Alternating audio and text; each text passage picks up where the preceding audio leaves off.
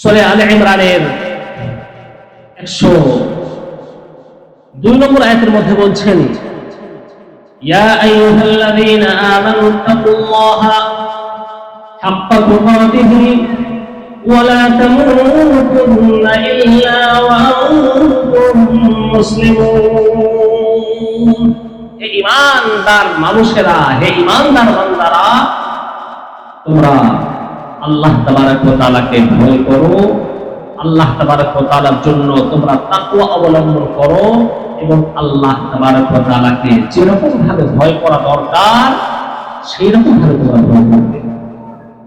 ওয়ালা তামুতুন্না ইল্লা ওয়া আনতুম মুসলিমুন।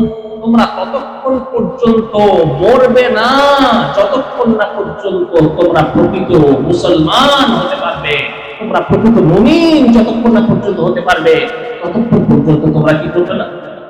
মরবে না, মৃত্যুবরণ তোমরা করবে না।